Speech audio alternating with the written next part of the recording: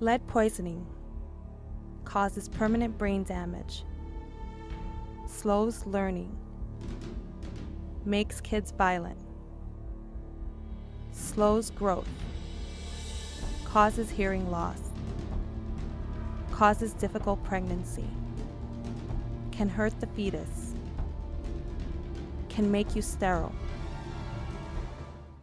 Lead poisoning robs our future. I've called it the invisible monster that's devouring our children right before our very eyes. The most difficult thing about lead is that you can't see it, and so that's what makes it more scary. And she's been acting out, so I'm looking like maybe, got something to do with lead. Why are these mothers worried about their children and lead poisoning? And why is it called the invisible monster?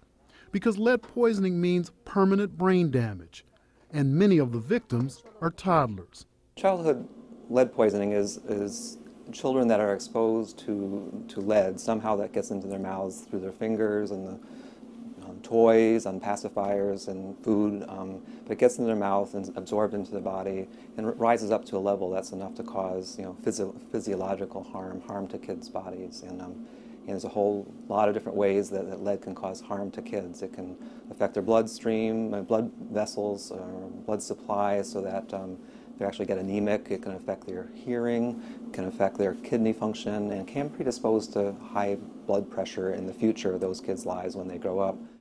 And lead is a neurotoxin. When kids get exposed to it enough and long enough, it actually affects the development of kids' brains. Dr. Kennedy says a blood lead level of 45 becomes a medical emergency, but most kids are poisoned slowly. A blood lead level of 10 is damaging. At lower levels, it doesn't cause, visible effects. The trouble is it causes subtle but serious long-term effects. The long-term effects of lead poisoning becomes apparent when children begin school. Well, it impacts what we're trying to do because we're trying to educate kids, and it creates and presents a tremendous barrier. For example, children losing short-term memory. You teach something to a child goes to lunch, and then you review the same information with the child in the early afternoon, and the child will give you a blank look. Jennifer Sanfilippo and Natasha Travis had different experiences, but the same scare, dealing with their children and lead. Jennifer's harrowing brush with lead poisoning began several years ago with her eldest son, Giacomo. Giacomo was a year old. He had just turned a year, and my husband was painting the exterior of the house himself. Giacomo, like most toddlers, was very oral. Everything went into his mouth. Giacomo came out on the porch one day and actually bit the porch and ate it. I said to my husband, "Do you think that there's lead in any of this paint?" And my husband said, "Well, probably. The house was built in 1920. Lead wasn't banned from paint in the United States until 1978.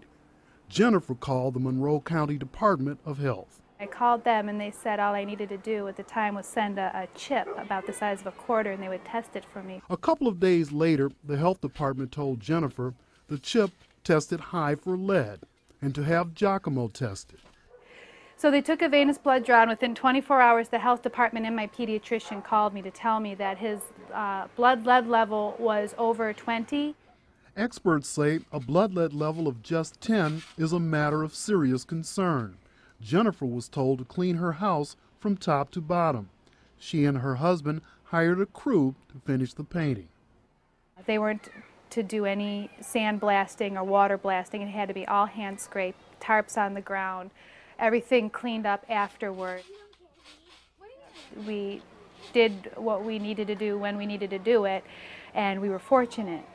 I don't know what would have happened if we hadn't caught it.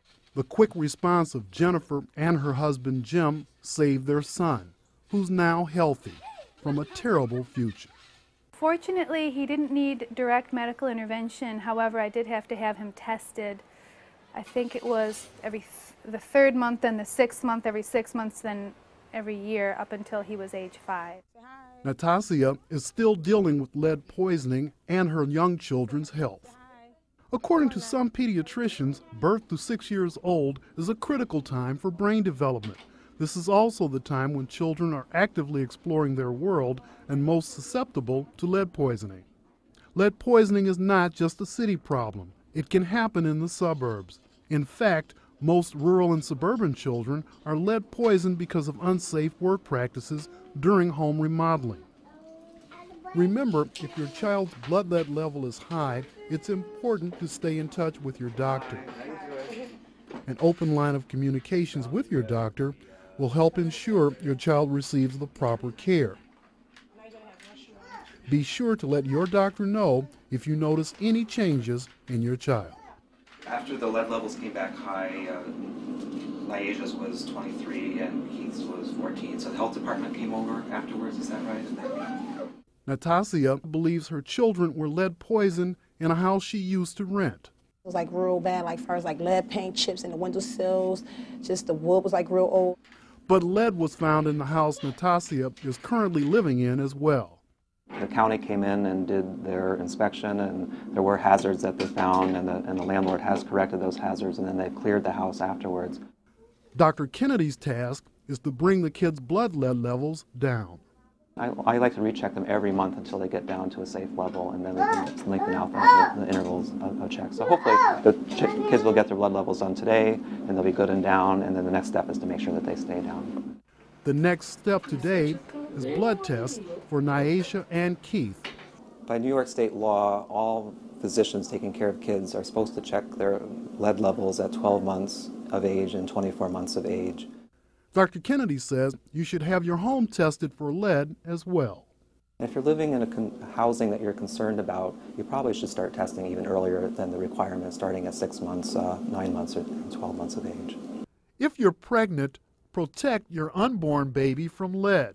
And it's very important to bring your new baby home to a lead-safe house. My advice to a homeowner and to a renter is to make sure that your home is clean, that your children are washing their hands frequently, that you're washing their hands for them when they're babies, and that any free paint, anything that's questionable, make sure it's painted, covered, and contained. There's another important element to protecting your child against lead poisoning. It can be found in your garden, kitchen, or grocery store. Judith Van Ness knows. She's been teaching mothers about nutrition for decades. Well, lead is absorbed in the body in the absence of adequate calcium and iron.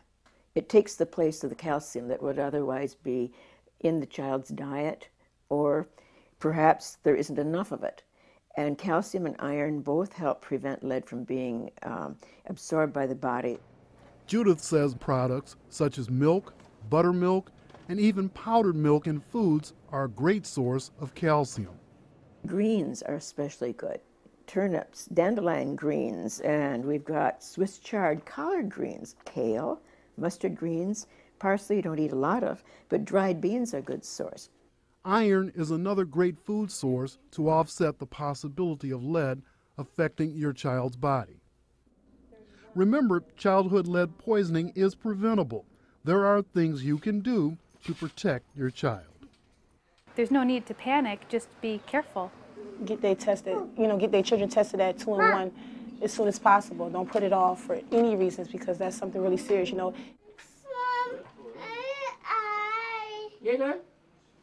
There are many resources available to help you protect your child against lead poisoning.